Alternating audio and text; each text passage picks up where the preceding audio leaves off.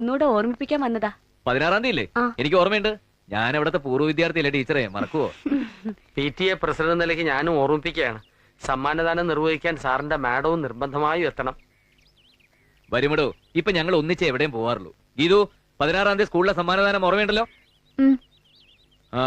ഗീതുവിന്റെ പേര് വളരെ പ്രാധാന്യം കൊടുത്ത് നോട്ടീസിൽ അച്ചടിപ്പിക്കണം. DGPയുടെ മകളാണെന്നുള്ളത് പ്രത്യേകം ബ്രാക്കറ്റിൽ ചേർത്തിരിക്കണം. എന്നാ ഞങ്ങൾ അങ്ങോട്ട്.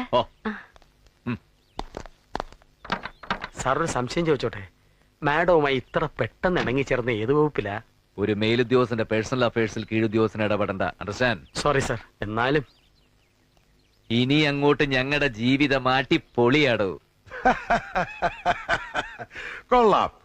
ഭാര്യയെ കയ്പുനീര് കുടിപ്പിച്ചു എന്ന് കേട്ടിട്ടേ ഉള്ളൂ. താനത് പ്രാക്ടിക്കലാക്കി കളഞ്ഞല്ലോ. സമർത്ഥനാണോ താൻ? സമ്മതിച്ചിരിക്കുന്നു. ഇതൊക്കെ കേട്ടപ്പോ എനിക്കും ഒന്ന് കല്യാണം കഴിച്ചാലോ എന്ന് തോന്നുന്നു. എങ്കിലും ആലോചിക്കാം സാർ. നമ്മുടെ ഡിപ്പാർട്ട്മെന്റിലെ വനിതാ SI ലീലാമ്മ 45 കഴിഞ്ഞിട്ട് വിവാഹമായിട്ടില്ല. ഒയ്യോ, അവളെ കല്യാണം കഴിച്ചാൽ അവൾ എന്നെയായിരിക്കും കഷായം കുടിപ്പിക്കുന്നത്.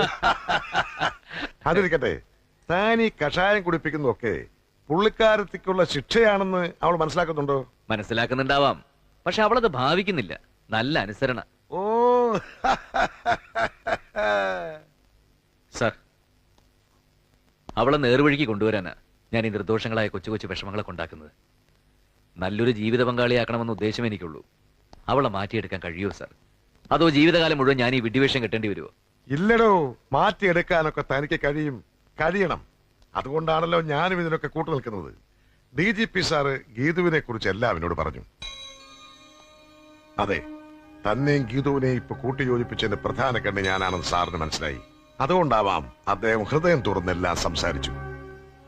വിഷമിക്കാടൂ, തന്റെ നല്ല മനസ്സ് ഒരിക്കൽ അവൾ അറിയും. അന്ന് അവൾ പശ്ചാത്തപിക്കും.